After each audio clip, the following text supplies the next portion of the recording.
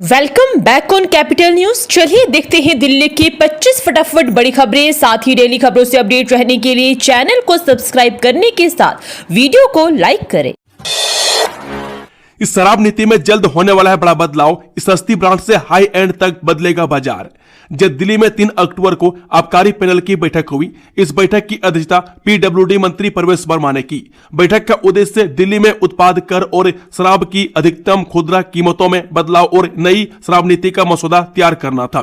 सरकारी सूत्रों के अनुसार दिल्ली की शराब नीति में बदलाव से राज्य को अतिरिक्त राजस्व मिलने की संभावना है और आसपास के एनसीआर शहरों जैसे गाजियाबाद, नोएडा, फरीदाबाद और गुरुग्राम में होने वाले राजस्व नुकसान को रोका जा सकेगा।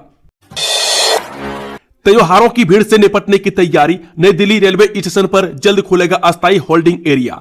जी हां, नई दिल्ली रेलवे स्टेशन के अजमेरी गेट की तरफ बना रहा अस्थायी होल्डिंग एरिया जल्द ही तैयार होने वाला है। रेल मंत्री अश्विनी वैष्णव ने अधिकारियों को इसका काम जल्द पूरा करने का निर्देश दिया है। अजमेरी गेट की तरफ स्टेशन परिसर में अस्थायी होल्डिंग एरिया का निर्माण कार्य करीब 6000 वर्ग मीटर में किया जा रहा है, जिसे 3 हिस्सों में प्री टिकटिंग, टिकटिंग और पोस्ट टिकटिंग एरिया में बांटा गया है। बता दें कि प्री टिकटिंग एरिया का निर्माण 1950 वर्ग मीटर में किया गया। इसमें एक समय में करीब 2700 यात्री रुक सकते हैं। टिकटिंग एरिया में एक बार में लगभग 3100 यात्री बिना किसी समस्या के आ जा सकते हैं। इसका निर्माण 2288 वर्ग मीटर में हुआ है, जबकि पोस्ट टिकटिंग एरिया 1570 वर्ग मीटर में बनकर तैयार होगा। इसमें लगभग 1350 यात्रियों के लिए जगह होगी, जहां लाइन में खड़े होने, सुरक्षा जांच और लगेज चेकिंग की व्यवस्था होगी। 26 अक्टूबर से दिल्ली एयरपोर्ट पर बदलेगा इन उड़ानों का टर्मिनल, जाने नई व्यवस्था। राजधानी दिल्ली के इंदिरा गांधी इंटरनेशनल एयरपोर्ट पर एयर इंडिया और एयर इंडिया एक्सप्रेस की घरेलू उड़ानों की व्यवस्था में बदलाव होने जा रहा है। इसके तहत एयरलाइंस की कुछ घरेलू विमान दूसरे टर्मिनल पर शिफ्ट की जाएंगी। विमान कंपनी ने एक बयान में बताया कि 26 अक्टूबर से एयर इंडिया की कुल 180 घरेलू उड़ानों में से 60 उड़ानें अब टर्मिनल से चलेंगी, जबकि एयर इंडिया एक्सप्रेस की सभी घरेलू उड़ानें अब टर्मिनल 1 से संचालित होंगी। हालांकि नई व्यवस्था का असर इंटरनेशनल फ्लाइट पर नहीं पड़ेगा। सभी अंतर्राष्ट्रीय उड़ानें पहले की तरह टर्मिनल 3 से ही चलेंगी। दिल्ली में वर्ल्ड चैंपियनशिप के बीच आवारा कुत्तों का कोहराम। जेएलएन स्टेडियम में 2 कोच को काटकर किया लहूलुहान। दिल्ली के जवाहरलाल नेहरू स्टेडियम में चल रही वर्ल्ड पैरा एथलेटिक्स चैंपियनशिप 2025 के दौरान शुक्रवार को आवारा कुत्ते ने जापान और केनिया के कोच को काटकर सबको सकते में डाल दिया। दिल्ली एनसीआर में आवारा कुत्तों के आतंक का मुद्दा पिछले दिनों सुप्रीम कोर्ट तक पहुंचा था और अदालत को सख्त निर्देश जारी करने पड़े थे। इसके बावजूद अब वर्ल्ड एथलेटिक्स चैंपियनशिप में कुत्ते ने कोहराम मचाकर आयोजकों के लिए एक नई परेशानी खड़ी कर दी है। पीएमओ के कार्ड से नेताओं संग फर्जी तस्वीरों तक माहौल बनाए रखने के लिए ऐसे तिलसिम रचता था चैतन्यानंद। जब बाबा चैतन्यानंद के काले कारनामे लगातार सामने आ रहे हैं, उसके नए नए फर्जीवाड़े लोगों को चौंका रहे हैं। खुद को दुनिया के सामने रसूखदार साबित करने के लिए उसने न सिर्फ संयुक्त राष्ट्र की नकली नंबर प्लेट 39 UN1 अपनी लग्जरी कार पर लगाई, बल्कि और भी बड़े कारनामे किए, जिनकी पोल अब खुल गई है। बाबा की अब जमकर फजीहत हो रही है। बाबा के पास से प्रधानमंत्री कार्यालय का फर्जी पहचान पत्र मिला है, जिसमें बाबा ने खुद को prime minister advisory council of education का मेंबर बताया है। चैतन्यानंद का फर्जीवाड़ा यही नहीं रुका। उसने फरीदाबाद के मानव रचना स्कूल को लेटर लिखकर खुद को मिनिस्टर ऑफ स्टेट बताया। दिल्ली में पूर्वोत्तर के छात्रों की सुरक्षा सुनिश्चित करना हमारी प्राथमिकता, सीएम रेखा गुप्ता। दिल्ली की मुख्यमंत्री रेखा गुप्ता ने शुक्रवार को कहा कि शहर में पूर्वोत्तर के छात्रों की सुरक्षा, शिक्षा और भविष्य सुनिश्चित करना उनकी सरकार की सर्वोच्च प्राथमिकता है। ताल कटोरा स्टेडियम में आयोजित 8वें पूर्वोत्तर छात्र महोत्सव में बोलते हुए मुख्यमंत्री ने दिल्ली में रहने वाले पूर्वोत्तर के छात्रों और युवाओं को आश्वासन दिया कि सरकार उनकी सुरक्षा, शिक्षा और भविष्य के लिए पूरी तरह से उनके साथ खड़ी है। दिल्ली में घर या जमीन खरीदना होगा महंगा। सरकार ने की सर्किल रेट में संशोधन की तैयारी, लोगों से मांगे सुझाव। जी हां, राजधानी दिल्ली में जमीन या घर खरीदने अब और महंगा होने जा रहा है। दिल्ली सरकार सर्किल रेट में संशोधन करने की प्रक्रिया शुरू कर दी है। सरकार ने स्थानीय जमीन की कीमतों और सर्किल रेट में अंतर का हवाला देते हुए सर्किल रेट में संशोधन का निर्देश दिया है। इस संबंध में बुधवार को राजस्व सचिव, संभागीय आयुक्त की ओर से सार्वजनिक नोटिस जारी किया गया, जिसके जरिए लोगों से उनकी राय और सुझाव मांगे गए हैं। इस नोटिस में बताया गया कि दिल्ली सरकार राजधानी में विभिन्न श्रेणियों की संपत्तियों के लिए सर्किल रेट में बदलाव करने की प्रक्रिया में है। बता दें कि इस संशोधन का उद्देश्य मौजूदा बाजार स्थितियों के मुताबिक दरों को समायोजित करना और संपत्ति के लेन देन में पारदर्शिता सुनिश्चित करना है। इसके लिए दिल्ली को 8 श्रेणियों में विभाजित किया गया, जिसमें ग्रेड ए से लेकर ग्रेड एच रखे गए। ग्रेड ए में दिल्ली के सबसे पोष इलाके हैं, जबकि ग्रेड एच में गांव और कम विकसित इलाकों को रखा गया है। इस छठ पूजा के लिए यमुना नदी पर होगी अस्थायी घाटों की अव्यवस्था, 100 स्थान किए चिन्हित। जब आस्था और सूर्य की उपासना का पर्व छठ आने को है और राजधानी दिल्ली में इसे लेकर तैयारियां भी शुरू हो गई है। दिल्ली सरकार की सिंचाई एवं बाढ़ नियंत्रण विभाग यानी कि INDFC ने इस बार छठ पर्व के लिए अस्थायी घाट बनाने हेतु कम से कम 100 स्थानों को चिन्हित किया है। ये घाट यमुना नदी और अन्य प्रमुख क्षेत्रों में स्थापित किए जाएंगे। असल खतरा राहुल गांधी की राजनीति, कोलंबिया में दिए बयान पर गौरव वल्लभ ने साधा निशाना। जो लोकसभा में नेता विपक्ष राहुल गांधी के कोलंबिया में दिए भाषण पर सियासत तेज हो गई है। भारतीय जनता पार्टी के नेता गौरव वल्लभ ने इस भाषण को लेकर राहुल गांधी पर निशाना साधा है। उन्होंने कहा कि देश में लोकतंत्र खतरे में है, लेकिन असल में खतरा राहुल गांधी के राजनीतिक करियर को है। भाजपा नेता गौरव वल्लभ ने IANS से बात करते हुए कहा कि कांग्रेस पार्टी की भारत विरोधी सोच खतरे में है। देश के लोगों ने कांग्रेस को नकार दिया है। भारत आत्मनिर्भर, मेक इन इंडिया और वोकल फॉर लोकल के मॉडल पर आगे बढ़ रहा है। भारत लगातार विकास के पथ पर बढ़ रहा है। गुरुग्राम में टावर ऑफ जस्टिस के निर्माण का बजट फिर बढ़ा, इस बार 100 करोड़ रुपए की वृद्धि। जब गुरुग्राम में रेलवे रोड पर बन रहे टावर ऑफ जस्टिस के निर्माण का बजट दोबारा से बढ़ गया। इस बार बजट 100 करोड़ रुपए बढ़ाया गया। 7 एकड़ में बन रहे 7 मंजिला टावर के निर्माण पर पहले 150 करोड़ रुपए की लागत आने का अनुमान था। हालांकि अब इसमें बहुमंजिला पार्किंग निर्माण होने से यह बजट बढ़ाया गया है। वाहन चालकों के लिए बड़ी राहत, टोल टैक्स हुआ कम, 5 से इतने रुपये तक घटाए, नई दरों से सस्ता होगा अब सफर। जो नेशनल हाईवे अथॉरिटी ने शुक्रवार रात 12 बजे से देश भर में टोल की नई दरें लागू कर दी। इसमें वाहन चालकों को बड़ी राहत मिली। प्रति फेरे 5 से 25 रुपये घटने से वाहन चालकों को बड़ी राहत मिली है। बता दें कि हिसार जिले के Ramayan toll plaza, Landhali toll plaza, Chaudharivas toll plaza और बाडो पट्टी टोल प्लाजा पर भी संशोधित दरें लागू कर दी गई है। पिछले सप्ताह national highway authority of India ने सभी क्षेत्रीय अधिकारियों को टोल दरें संशोधित करने के निर्देश दिए थे। यमुना नदी में डूबे बीजेपी नेता, बचाने निकले दमकल वाहन की बाइक सवार से टक्कर, दोनों की मौत।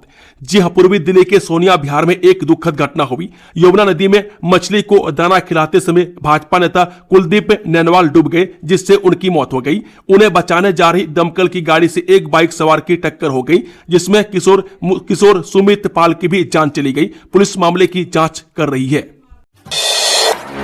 दिल्ली में एक्शन मोड में PWD विभाग, अब लापरवाही करने वाले अफसरों की खैर नहीं। जी हां, दिल्ली में सड़क निर्माण में भ्रष्टाचार के खिलाफ लोक निर्माण विभाग सख्त हो गया। गुणवत्ता आश्वासन इकाई की टीमें निर्माण स्थलों पर दस्तावेजों की जांच करेंगी और अनियमितताएं मिलने पर अधिकारियों के खिलाफ कार्रवाई की जाएगी। विभाग ने काम की प्रगति और सामग्री की जानकारी रजिस्टर में दर्ज करने का नियम बनाया है, ताकि भ्रष्टाचार को रोका जा सके। दिल्ली में पोस्टमार्टम हाउस से सब हुआ गायब, मचा हड़कंप और फिर सच्चाई जान उड़े अफसरों के होश।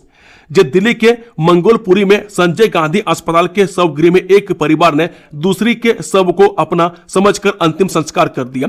नांगलोई के भारत भूषण के परिवार ने प्रेमनगर के मृतक पंकज के शव का अंतिम संस्कार कर दिया, जिससे अस्पताल में हड़कंप मच गया।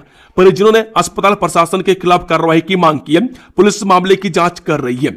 मामला नांगलोई और प्रेमनगर थाना क्षेत्र से आए 2 अलग अलग शवों का है, जहां गलत शव ले जाने वाले परिवार और अस्पताल की बड़ी लापरवाही की वजह से दूसरे मृतक का परिवार शव गायब होने से काफी सदमे में है।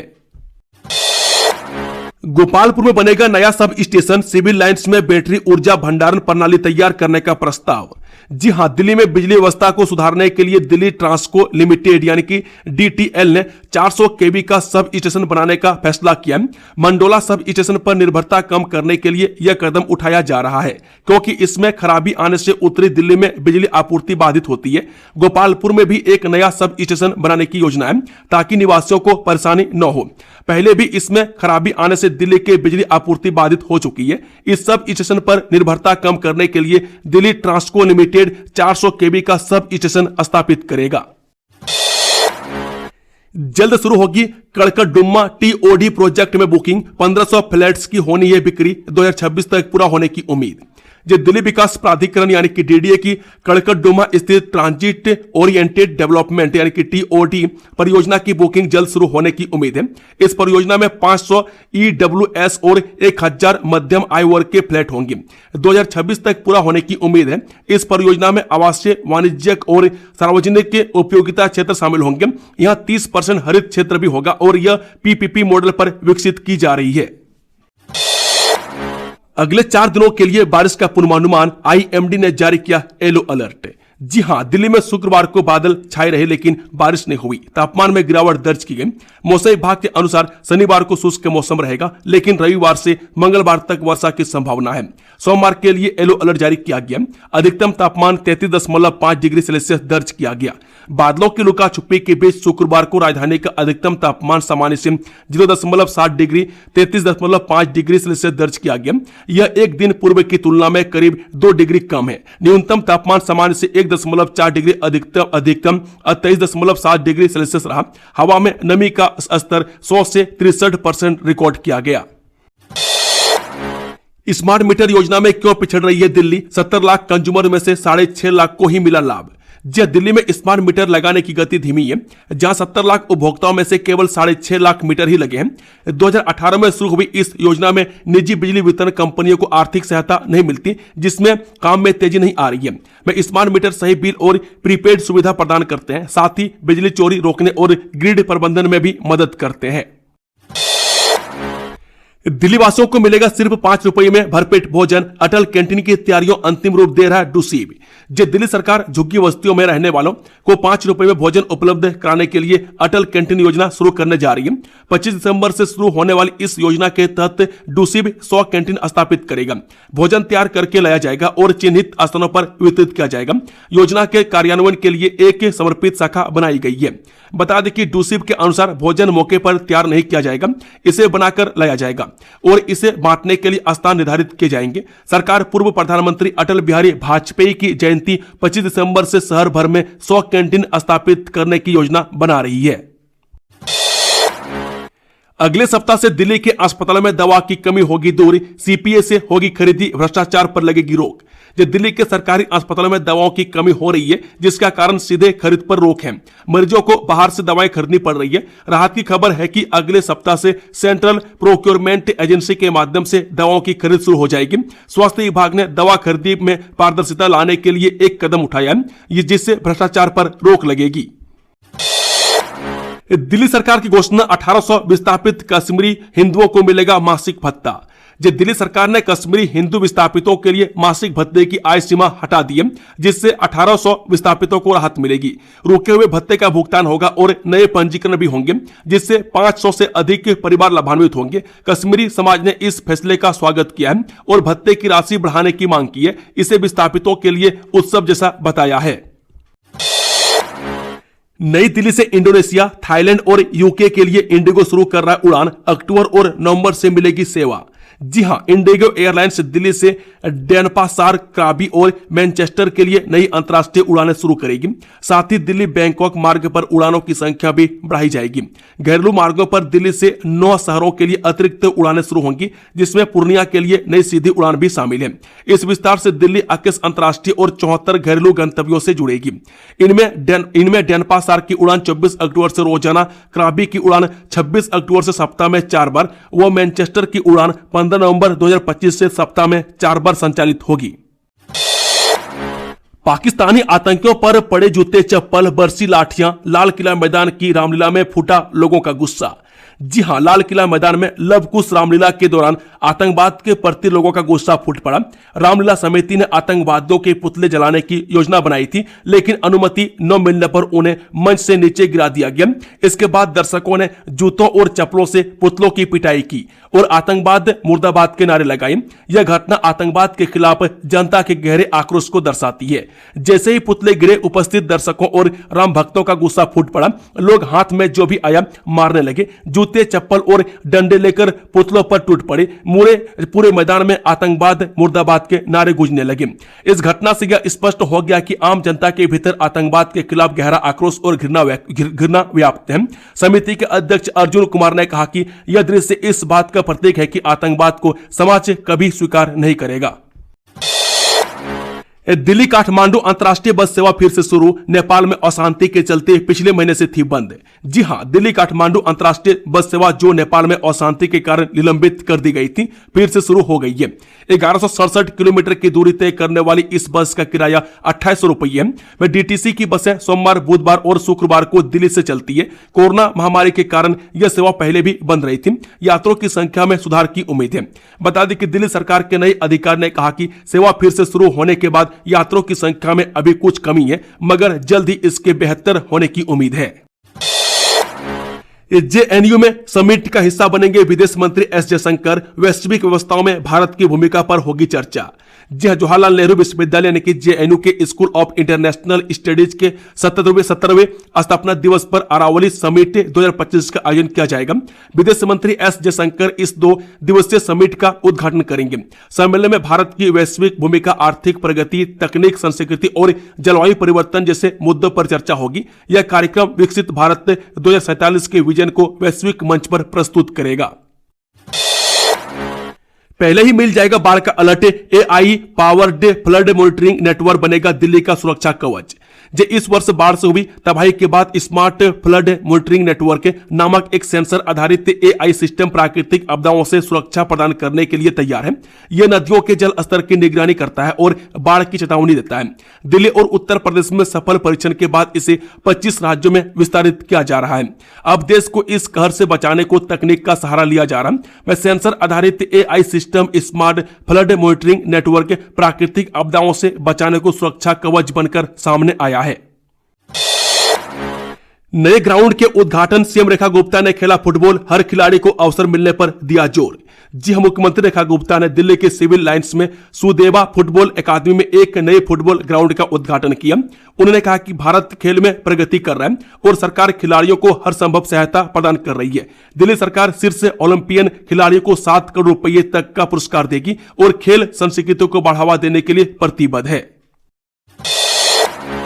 टीम इंडिया को मिला नया वनडे कप्तान, रोहित की बतौर बल्लेबाज टीम में वापसी। जी, भारतीय क्रिकेट बोर्ड की चयन समिति ने 19 अक्टूबर से ऑस्ट्रेलिया में शुरू होने वाले 3 वनडे और 5 टी20 मैचों की सीरीज के लिए भारतीय टीम का ऐलान कर दिया है, जिसमें शुभमन गिल को वनडे टीम का नया कप्तान बनाया गया है। बीसीसीआई ने यह फैसला शनिवार को अहमदाबाद में चयन समिति के अध्यक्ष अजीत अगरकर द्वारा बुलाई गई चयन बैठक में लिया गया। गिल ने अपने करियर में अब तक 55 वनडे मैच खेले हैं, जिनमें उनके नाम 2775 रन और 8 शतक हैं। दोस्तों, खबरों का सिलसिला समाप्त होता है। कि जानकारी पसंद आई हो तो वीडियो को लाइक, शेयर, चैनल को सब्सक्राइब जरूर कर लें। Thank you, all the best. जय हिंद, वंदे मातरम।